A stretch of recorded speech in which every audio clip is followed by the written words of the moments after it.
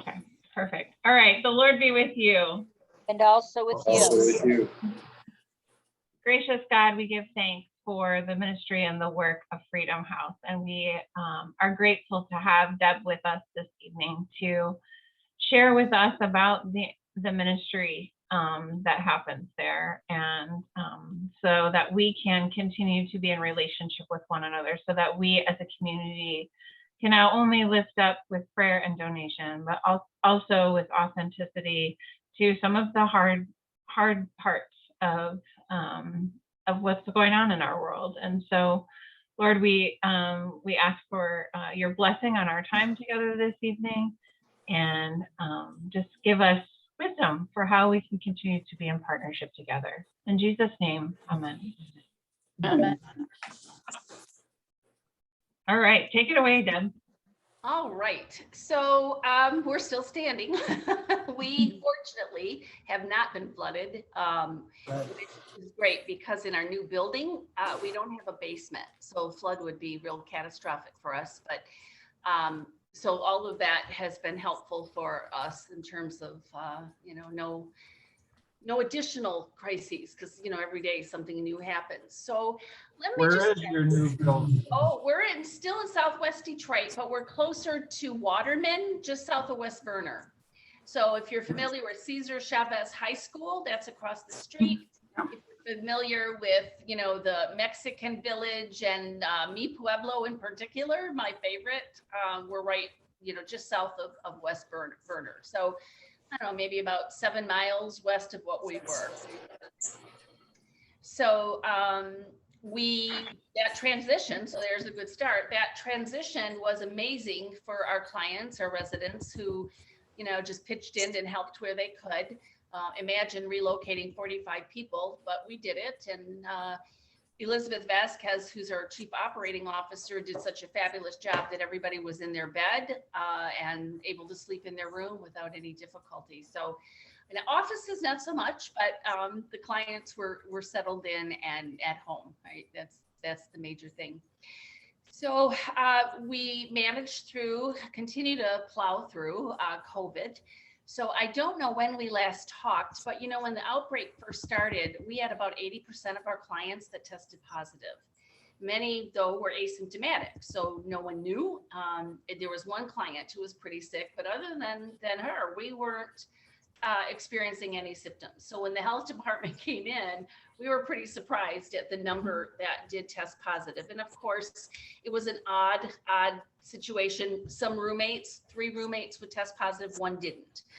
In a family, an infant tested positive, but the siblings and mother did not. So the city of Detroit did a great job in providing quarantine sites for homeless populations.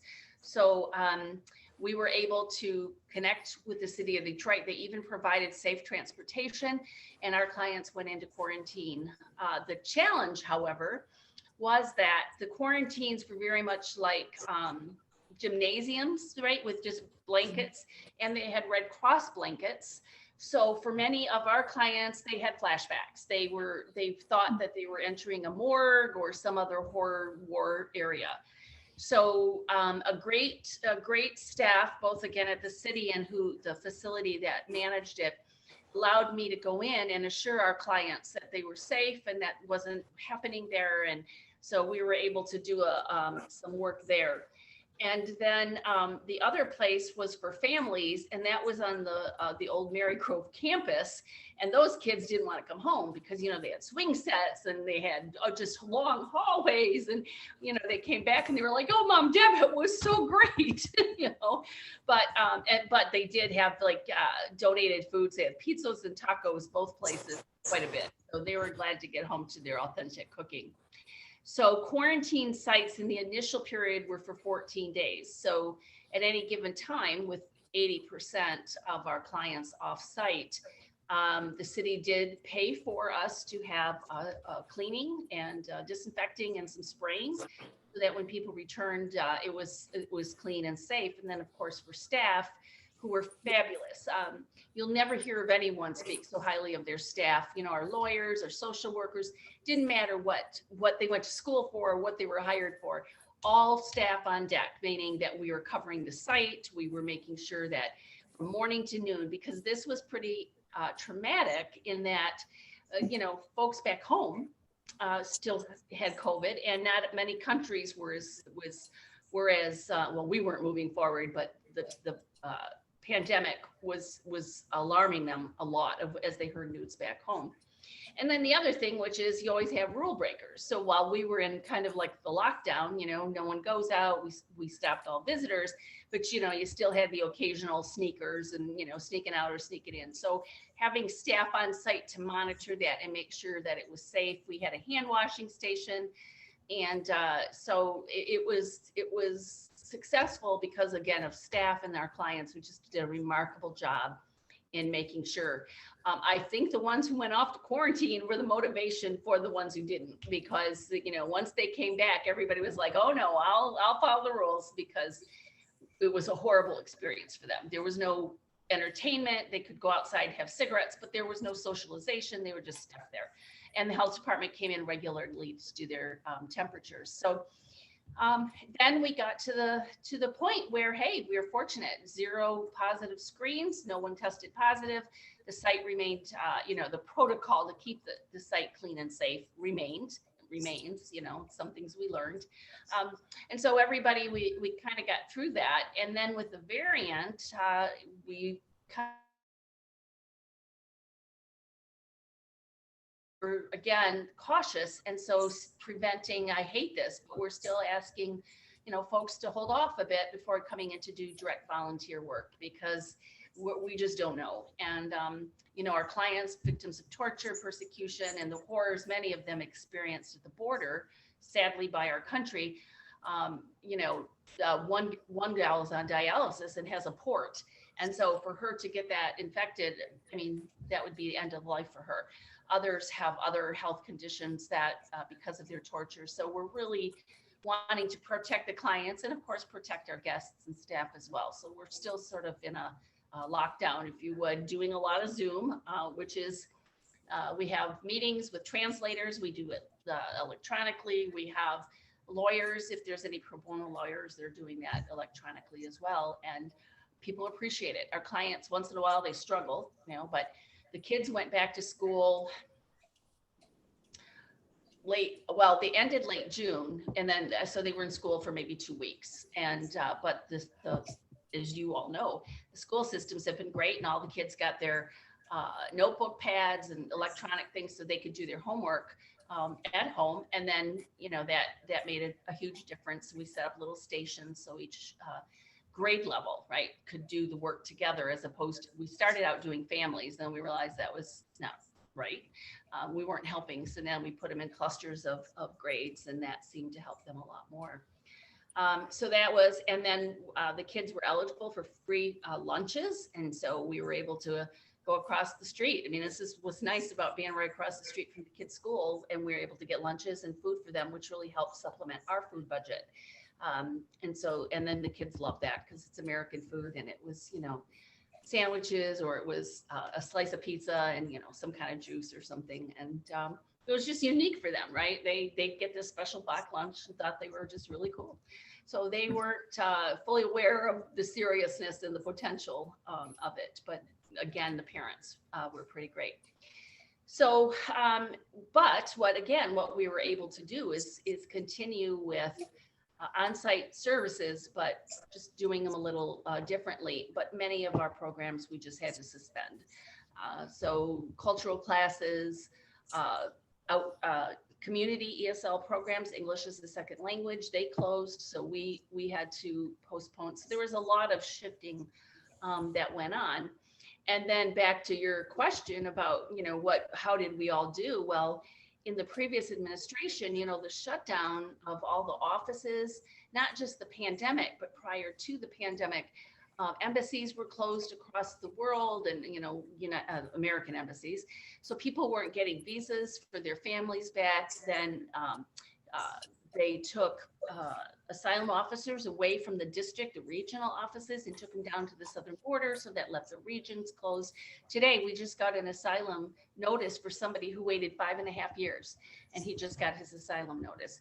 And the person he came with, who was a friend, they came together from Uganda, still hasn't had his interview. So the delays were really, really significant. And now with add the pandemic onto it, and offices had to close.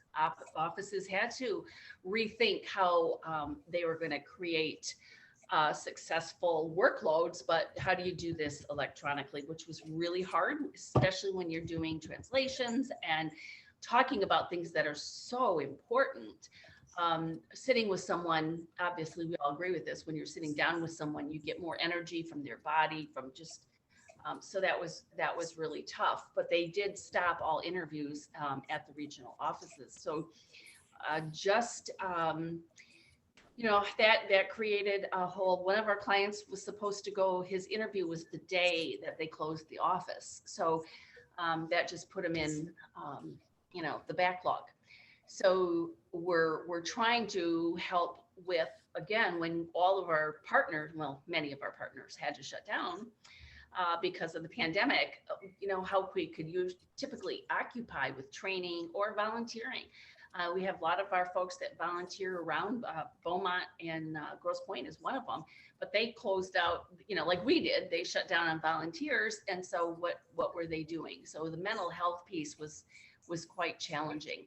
Our primary program, mental health service, both of them had to close down. And then it was probably 6 months before they were able to do virtual. And so our staff was kind of doing the best we could, some with less credentials than would be desired, but still able to at least get, the basic needs and the immediate stress, which over 15 years that I've been there is usually the same. My family, what's happening to my family, or people were killed back home.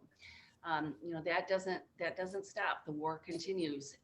And so oftentimes, somebody's in hiding, we haven't seen them, and just all the worries that they carry. So now, I remember years ago, before cell phones, one of the therapists who was just an expert in victims of torture and trauma, and he would say, there's nothing you can do, just you have to wait it out. Well, now we have cell phones, and you have YouTube, and you have access to watching and hearing from your family on a regular basis.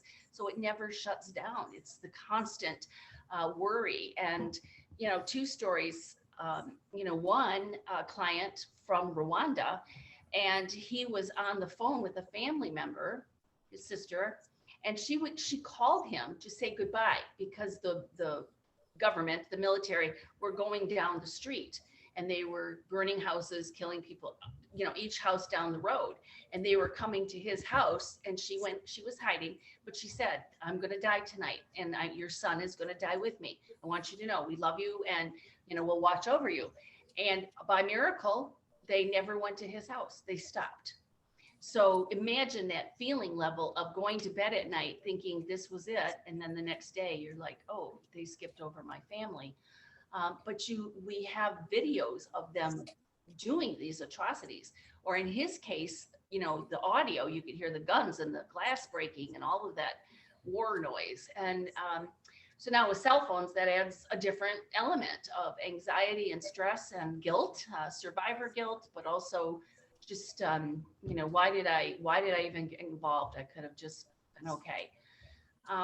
Then in the 2 years now, we have also been helping people. So for a long time, Freedom House worked with affirmative asylum seekers. And these are the folks that come in through any port of entry. They have a visa from a State Department, and they're here for visitor, they're here for religious reasons, whatever. They come in with a visa. And then when they're here, they realize, oh, I have an opportunity for asylum. And then the visa changes from visitor to asylum seeker. Well, actually, the visa becomes moot, and then they become an asylum seeker. But with all of the struggle at the southern border and watching how families were being separated and detained, and many shelters were providing services, and if they could only find a sponsor. So what we've learned is about 80% of the people coming through the southern border have access to someone in the country they were coming to stay with. They weren't just coming without. Now there's still a large number that do or did, but in this case, 80%. So we found ourselves in a situation, well, why can't we sponsor them? Why can't we help them be that bridge to help them get from the detention center into wherever they were going? And that sounds like an easy task, but once they were released from the detention center, Texas is an easy one for me because that's where one of our major support partners is. So they get out of detention because Freedom House writes a letter to the shelter with the client's information and says, we will sponsor them. So then the shelter releases the client, or no, the ICE releases the client to the shelter. And then we in turn will agree to take that client on in housing. Well, churches, businesses, foundations, people are funding the transportation costs.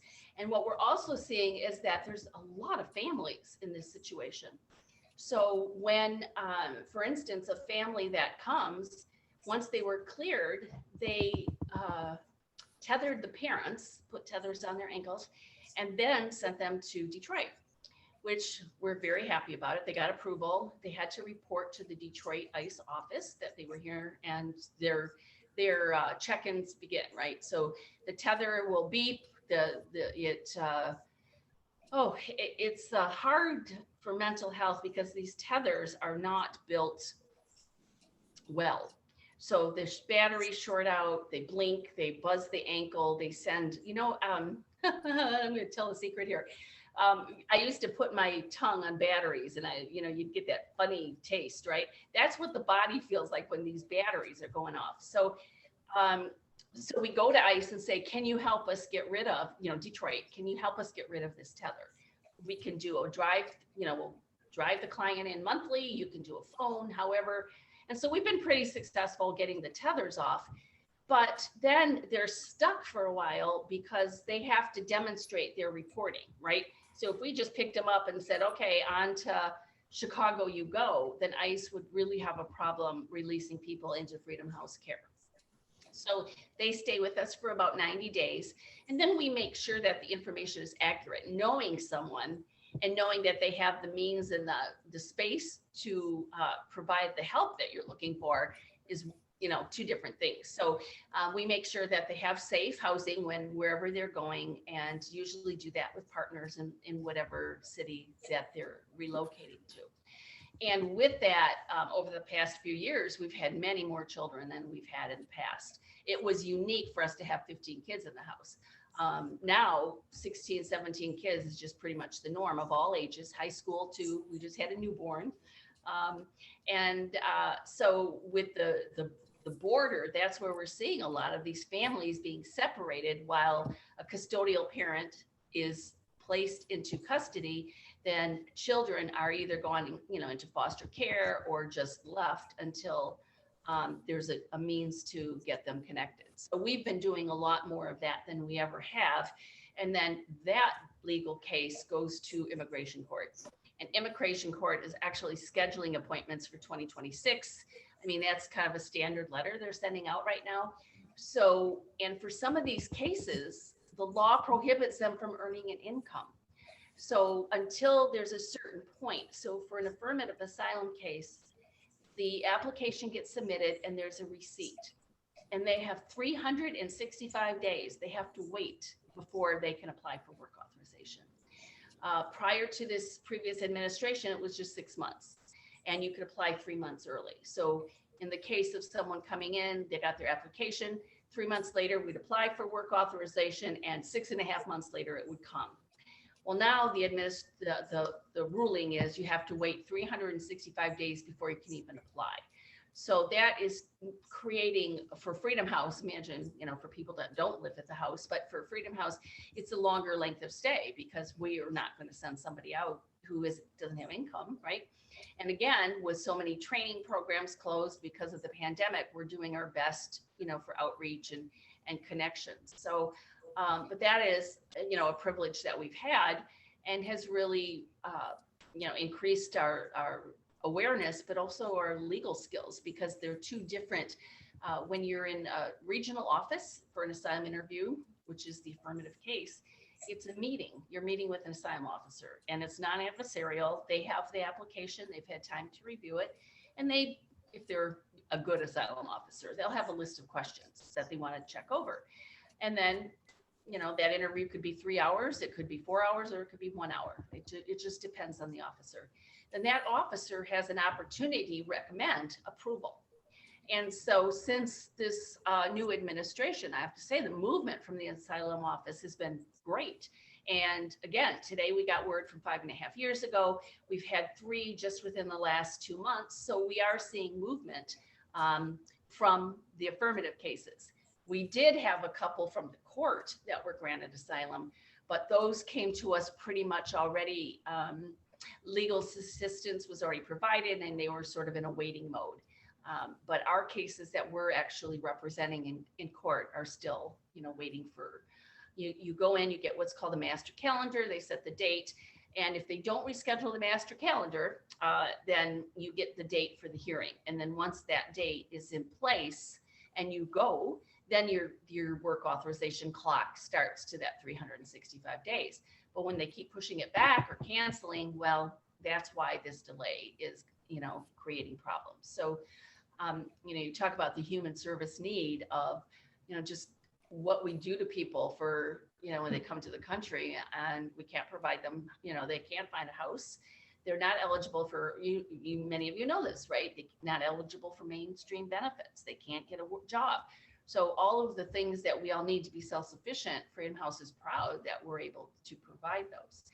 And then when you get to, for instance, St. Paul's, and I said this before everybody got online, we love to come there. We love to pray with you. We love to coffee, hang out, because it's not just a show.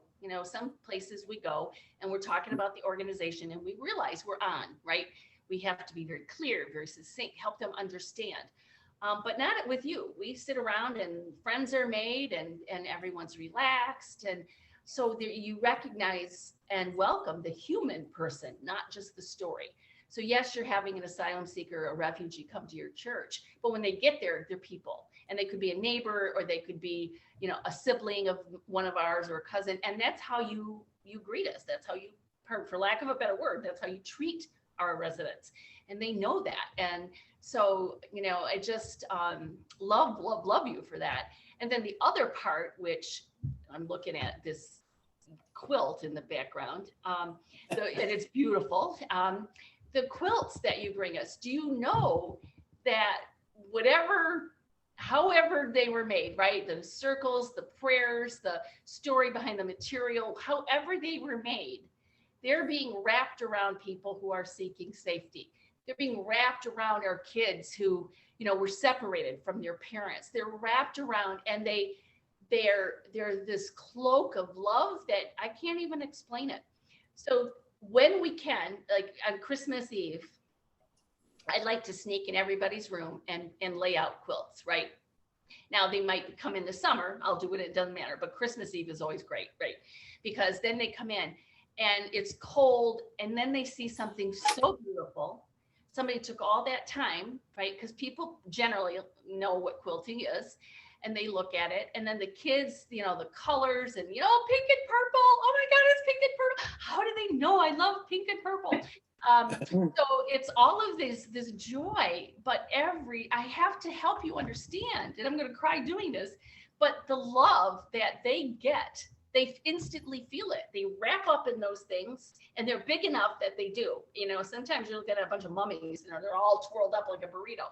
But the fact is that the love is there and they feel it. And it's just, sometimes, it's like when, I don't know if you have kids and sometimes they come out of their bedrooms with their blankets wrapped around them because, that's just what they're going to do. I mean, we had to tell them, no, you can't drag these quilts around the house. Yeah, I know you want to wear it, but you can't take it to breakfast. You go put it on your bed, So they become this, and then when they move, oh my gosh, we can take the quilt, right? We can take the quilt, right? We can take it, yeah. So they knowing, and then when I go and visit people's houses, and that's their bed cover. They don't have fancy Kohl's or fancy store bed covers or what do you call bedspreads. They have their quilts and they're, and the kids' stuffed animals are all lined up, or their dolls or, whatever normalcy they have back. That's what their bed looks like. and I just love it. And I just, I can't explain how much such a, well, it's lovely. It's not simple. I don't want to pretend. Some of you missed my quilt making story, but it's by no means simple, but it's such an act of love. I can't. And then when we're able to go in church and then they're laid out and there's the blessing and they really come back, and it's healing. It's what I want to say. It's healing. It's love. It's prayer, but and then after they've hung out with people that just asked a few questions, but didn't kind of go, oh, Riff, I don't want to be demeaning, but sometimes when they're talking to other people, it's really hard because they just dig into this personal information, and that's not what happens with all of you. So I can't ever say enough. And sometimes I got people call up churches, groups, whatever. Hey, we have a quilters group. Can we help? No, we help. I don't even take anybody else's. And then I'm like, staff are like, what are you doing? It's a good networking. I go, no, they don't do all that we do with St. Paul's. It doesn't make sense. So I've had to turn down a few people. And plus they don't realize when we're, making them, we need sometimes 50, so 5 or 6 isn't going to help us, it's like having 10 kids, 10 girls and having 5 dolls, right? What are you going to do with that? So, but yeah, so you're the ones. So well, thank you. That's really cool to hear. We're hoping this year, we may be a little short this year. You heard about our losses, but we are almost back up running, and very enjoy making the quilts for Freedom House. It's very, yeah, it's so sweet. It's so sweet. And I don't like, I remember my grandmother was, and you'll know this, but there used to be a type of knitting where they would make these little squares of blankets. This is in the granny squares. Yeah, is that what they were called? Yeah. And my grandma would make these, and I actually had one restored, and I just think to myself, oh my God, I still have my grandmother's. I gave it to one of my sisters, and I said to her, you can't use this. This is really just to remind you. And then I go over her house and sit on her couch with TV, and I throw the blanket over me. I'm not supposed to use that. I go, okay. But that's what's happening. It's the memory of love and someone welcoming in them and someone loving them. So that it's a beautiful, beautiful ministry you have there. And whoever you give them to, I'm sure, because it comes with so much. You can just feel it. Thank you. It's wonderful. Thank you. So yeah. So, and then as we're going forward, working hard, as I mentioned, through the pandemic, to try and open up more to, key volunteers, but we're still reluctant, depending on what the health department. So the local health department and the CDC are our directors on how to move forward. So if they tell us, no, we're going to recommend that you stay closed, that's what we do. And they've been giving us good advice. Also, as I said earlier, we've learned areas, as everybody has, I'm sure, that there were little things that we're a little sloppy on in terms of sanitation. And so now they're regularly built into job descriptions and clients, chores, and also the supplies that we needed. We were, caught short.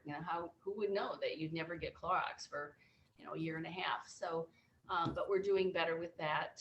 And we're hoping, and many of you may have seen this, that we've got a grant from Impact 100, and that is to help us. So because you can't come, it's a 1970s 2-story, right? So it looks like it was actually built in pieces. So there's a small area, and then on the second floor is where all the first and second floor, the client rooms, and it's sort of a wing. Well, in front of the house is 1,600 feet of unusable green space, big berm in the middle, which my first job was to teach the kids how to roll down, so we did that. And, but we can't use it. You can't sit on a table, you can't bring a chair without fear of plopping on your head. So we wrote a grant and we're awarded to update that space so that we can remove the berm and then put in stations. So play stations for the kids, a volleyball area for the adults, or soccer, whichever they want to play.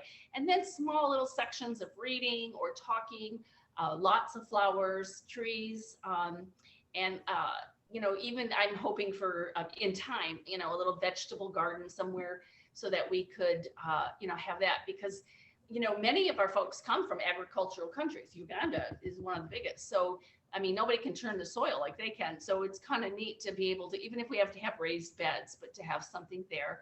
And then a nice decorative space around the yard. And that's where it all started. And we probably sent an appeal to you because we were finding that our kids playing ball, the ball would, you know, on a berm, it just rolls down and goes right into the street. And you'd think we were on a speedway. The cars drive too fast, muscle cars, everything you're hearing about in the news is happening in our neighborhood. So we have really been working to get a fence to protect the kids. And now that this award, that we're going to receive this award, which is going to be great. So then we can, with that, the donations that we've been appealing for, to put up a nice safe space that's welcoming to the neighborhood. Because I'm telling you, I'll come in on a Saturday with 5 ice cream cones and I needed 12 because there's a whole bunch of neighbor kids. Whenever we had an event, a group came outside to face paint for the kids, and can my friends come? And sure enough, you know, we have.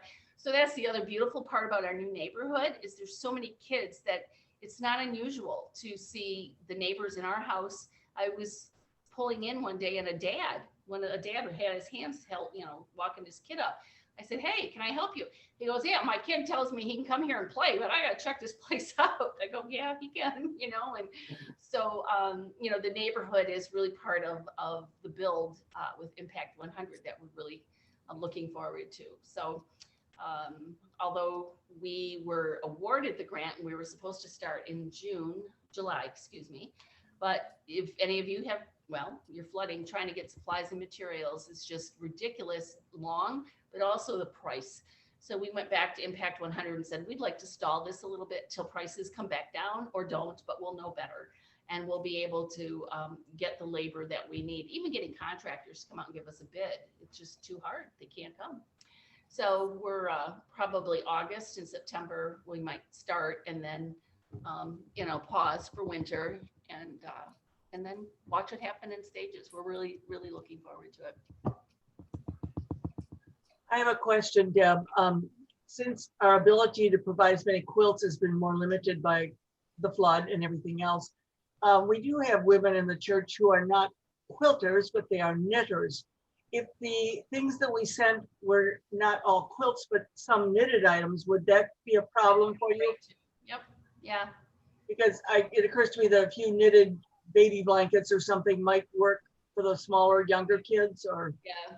Yeah, and it'd be lighter for them to drag around. Yeah. We'll think about that, because we've lost a lot of our yarn, but when you put out a plea for yarn, it sort of shows up like mosquitoes do. Yeah. Oh, that's a good expression. That's exactly true. We'll see what we can do to try to increase all age groups getting something. Great. Yeah. And, you know, again, our numbers change. So today I could have 16 kids, family resettle, and then I'm down to 7. We could have, you know, it's so, which is transitional, right? That's what we're called, a transitional model. So it's always good. But if they're local, I can still get them. You know, they were on the list. I'll make sure they get the goods. Is now a good time to ask some more questions, Deb, if people have any questions? I have a few, but want to offer it up to the group first. Heidi? I have a question. And Deb, my name's Heidi. You might have mentioned this and maybe I missed it, but what's the average amount of staying time that your clients are with you? So our major funding source provides for 2 years, 24 months. But because of the shift in the asylum rules from the former administration and now even to sorting it out, we're seeing that length of stay longer because of unemployment, or the lack of employment authorization. So 24, 26, you know, sometimes 30 months. Yeah. Okay. Thank you.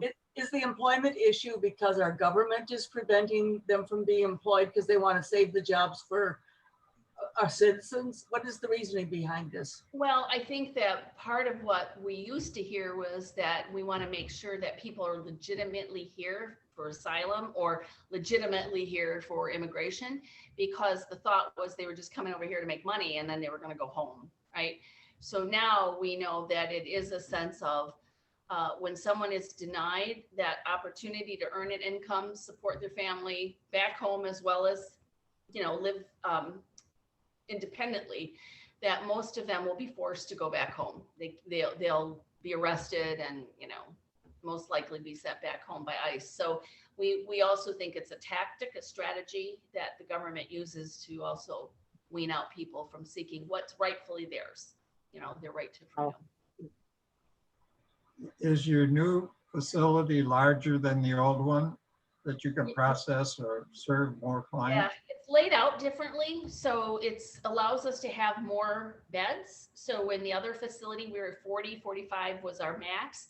Now we can have up to 67.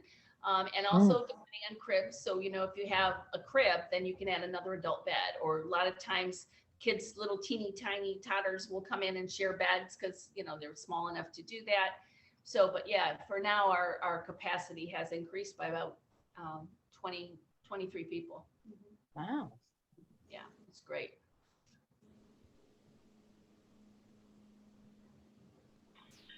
Deb, I was going to ask how Freedom House partners with other agencies that do either, I know there's so many dynamics to the support for asylum seekers and refugees, but how do you work with other agencies? That's a great question, because Specifically, we obviously have connections with Samaritans, and they're, you know, they've just done this new American anyway. So just wondered how all that works together. we love Samaritans. I'll just start there. But no, we have to engage with community programs because we couldn't fund everything ourselves, right? I mean, it's just not possible.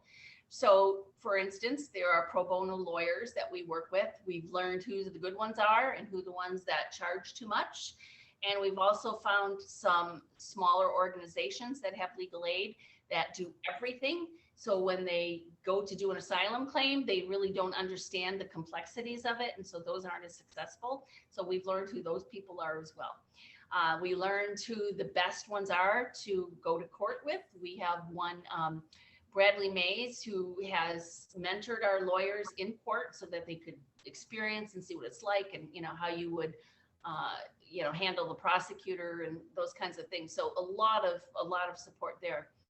Samaritans is our next step for clients. So when they're granted, like for instance, this young man, even though it's 5.5 years, he will be eligible for resettlement benefits. So when someone is granted asylum, they get 90 days of resettlement. They can get some cash assistance, health benefits.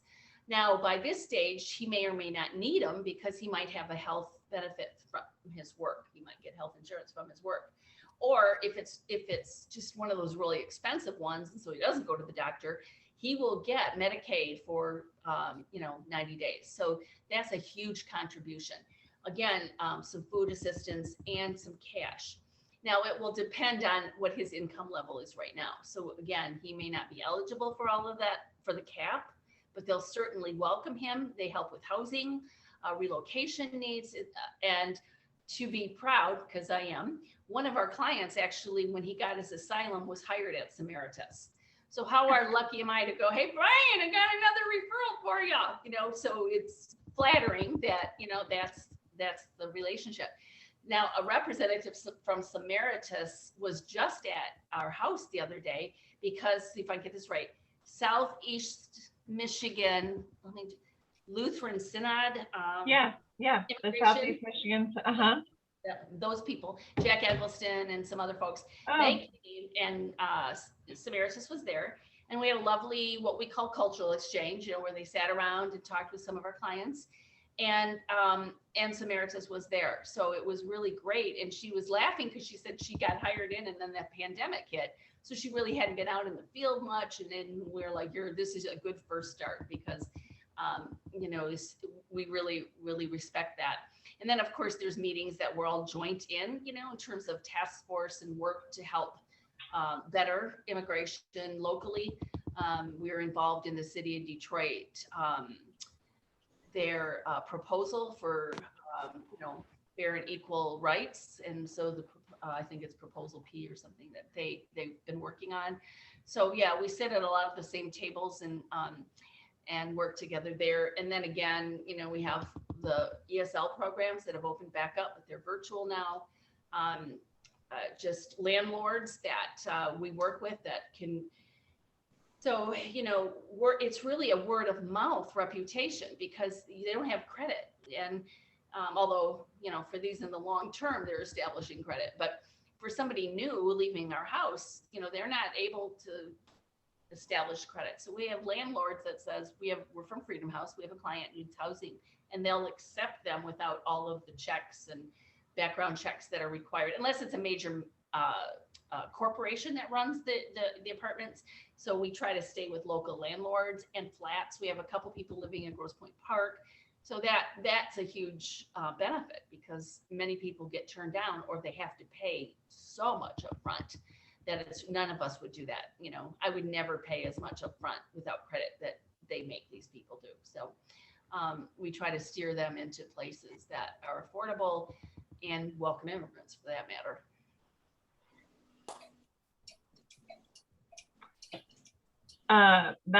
That is wonderful to hear about that relationship. I mean, I make the assumption that has to be those bridges and those connections, but obviously we're huge fans of Samaritans too. Yeah, so it could be, and continue, to do what you can to support them because it is an amazing organization. And through the budget crisis of the former administration, they, how many? Well, I'm talking to you. The number of people they had to lay off. And still, the quality of their work never changed. It's just they're a great organization. Yeah. Looking forward, Deb, obviously during COVID, we've been able to provide or gather some donations. I think, I know last summer it was cleaning supplies and things like that. Today or this past June, we put your Amazon list out there, hopefully, for people to contribute to. And I know that in-person opportunities for connecting are limited. Are there in-person outdoor opportunities, like bringing the kids ice cream? You mentioned ice cream, things like that. And that's what we're starting to open up for. So for instance, we have a group from St. Kenneth. I think they're the pillars of the church, really. But Ken and Gail come out, and they used to do ice cream sundaes with the kids every year. Well, then we had to stop. So now we're going to do it outside. There's a group that wants to come out and do a barbecue with us. So we're going to do that outside. So absolutely, the time frame, anything more than 4 hours because, cooking, playing, and then whatever's next. But absolutely, we're starting to look at opportunities for that. The trick is, weather permitting. And so, again, this group coming in, if it's raining or storms, we're just going to cancel. It's not something that we can reschedule. So, but yeah, there are some opportunities. Okay. And cool. Then, we ask to mask, whether everybody does outside, is just something, in the house, the rule is we mask when we're in a public space. So if we're walking through community rooms, we're in a class, we're in a house meeting, we all mask. But up to individuals, if they're just, having something to eat or watching television, if they choose not to, and they keep that social distance, we're okay with that too.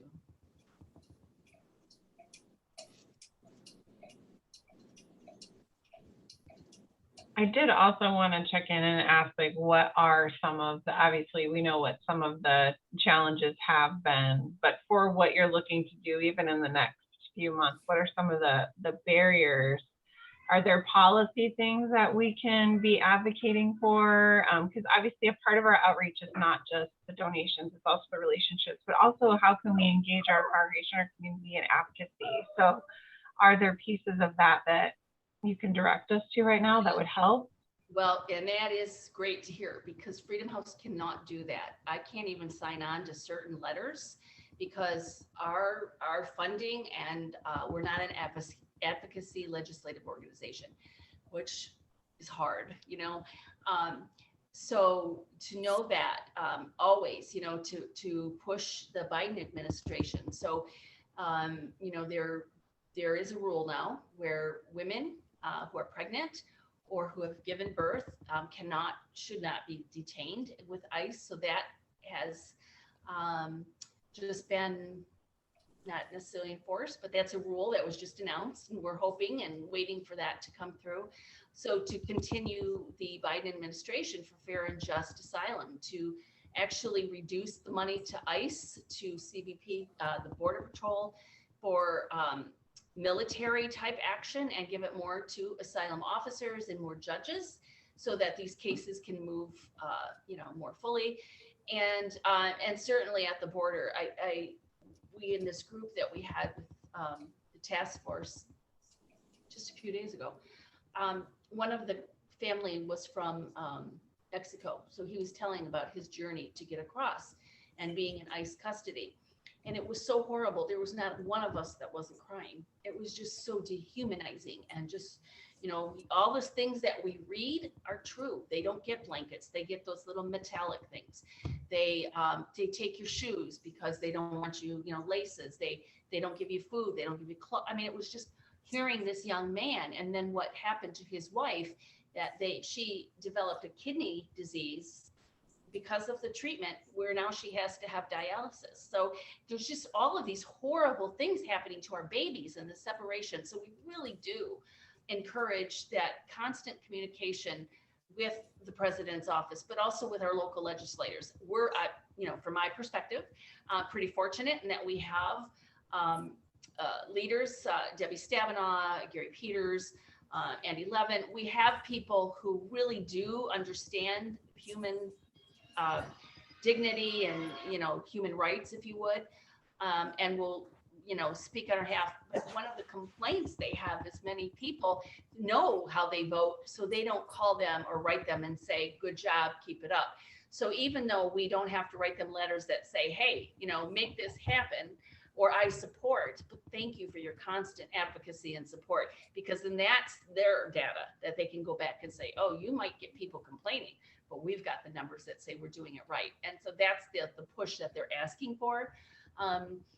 But yeah, so I mean, as things come through, I can send them on, absolutely, and let you know. There's a lot of work right now with the Justice Department, and just trying to, the head of the immigration ICE offices. I mean, the Biden administration has brought in some pretty decent people, but it's, oh boy, it's just so hard. There's so much. And I'm the first one to say, tear it down, fix it. And yet I'm the same one to say, oh my God, how do you do it? How do you, it's like on the West Coast, how do you put out a fire? You can put one tree out, but the others, it's just horrible. And so that's one aspect. And then the fair housing, to advocate for people who haven't been able to work, that now that we recognize that, that the moratorium on evictions is hard on landlords, no doubt about it, right?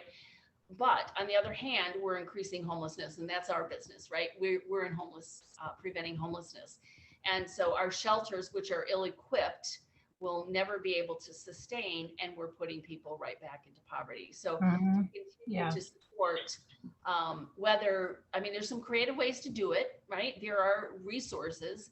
I mean, I could speak how I think we could do it, but I'm not allowed to, because that's not what we do.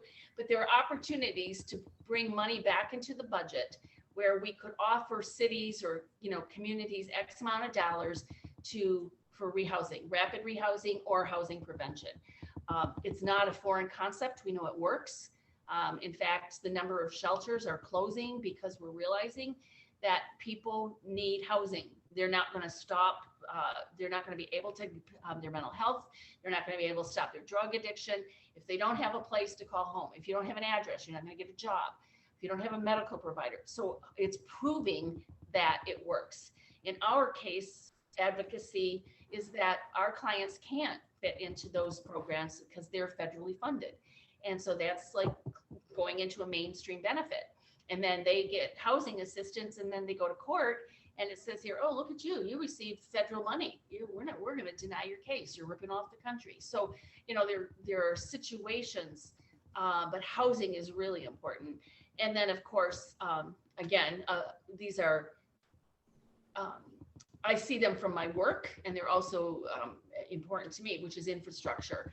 So if we don't have, right, if we don't have the infrastructure, then we can't be in a place where we're bringing people in. The skills and the talents that immigrants can bring is just amazing. Other countries really did value the STEM work. Technology, the math skills, the engineers that come through our doors. The way opening that up, putting money into infrastructure so that that programs like ours, while we'll always be in a lower income, but we don't have to strive to stay out of poverty to support people from keeping them out of poverty. You know what I mean? And I'm being very frank. So building infrastructure also helps the service populations that are working with the community. So those are my top three.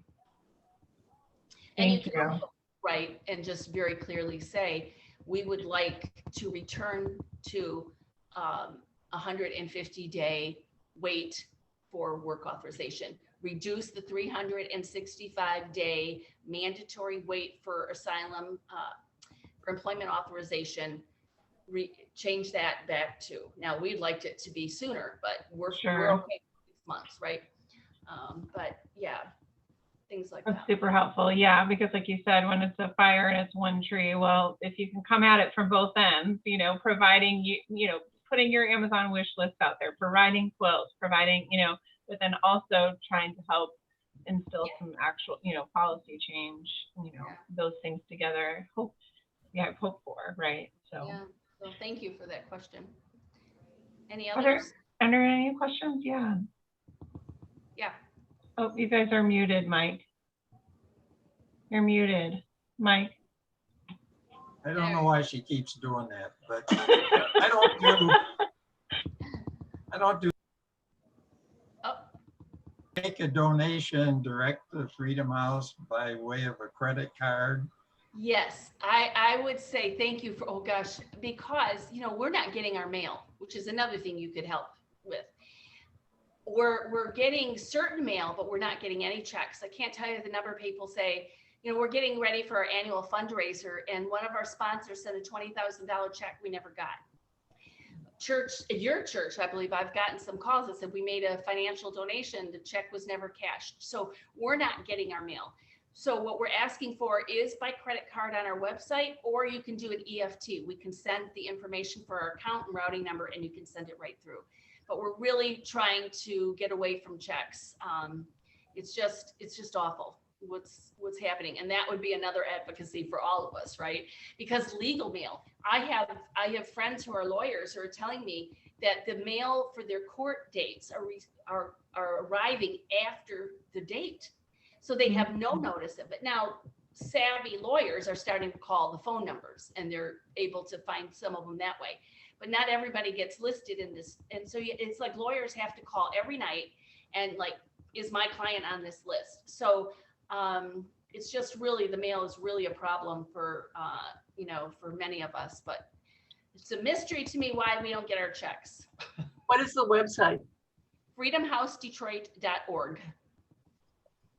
I'll include, I'll send to Nicole and to Heidi the link to this video on YouTube shared with our congregation, and also very specific, information on how to give online. All right. For Well, sure. let me just say in closing here, because it's 7, I will tell you, I would be remiss if I didn't talk about our annual Voices of Freedom that's coming up in October. So same venue, or not really, the same opportunity for cultural food, cultural music, but we're not doing the chandelier style dinner. We're going to be more local. We're going to be doing it locally in Southwest Detroit at the DESC, Hispanic Corporation. Oh my God, I'm embarrassed. So anyway, we're going to be doing it locally, and we're going to have food from the regions where people live at the house with us, music, entertainment, same thing, that will be live. And then we're going to be doing a virtual cooking where chefs will cook the food, right? And you'll get a firsthand, like, this is how you do it if you want to join in cooking, or if you just want to sit in and be one of those people that, just like me, I assemble food. So, but so there'll be virtual. We did a survey last year. People weren't ready not everybody was ready for face-to-face. So we're going to do a little virtual, but I promise you the night of will be a great night with music and food, because those two things will bring me out. And then we will also have an opportunity to have a conversation with alumni, former residents who have gone through the problem, have been through the system, and are now in the community. Like how do the local community churches and organizations help? We make friends, and then they get resettled, so that they always have someone to call, right? So it'll be a lovely evening. I'm looking forward to it. It will be much more relaxed. So I love that. This year, when they said we aren't doing the chandelier thing, I couldn't express my gratitude enough. Because you got to wear heels and all. Sorry, guys, but that's the rule. You gotta dress differently. Send us the information so we can all be aware of the date, time, and place, and so forth. It's on our website, and there's a wonderful link where it'll tell you all about the event, and then any sponsorships, or if you just want to throw $1,000 my way, I can make sure that it gets listed as a sponsors option, we call it. And so you'd be help supporting, obviously, the house, because that's what the sponsorships are for. But, and then, we'd be able to add that. But it's going to be, it's always fun. I love this event every year. We have such a great diverse audience and donors and everybody coming together. But this year with dancing, oh my gosh. Yeah. I think it was, is it Audrey from your staff? She did reach out. Was it Audrey? Teresa Jewell or Mercedes Pergande. Those would be the two. Well, you know what? I'm sorry. You're right. It could be Audrey. You have a great volunteer team this year.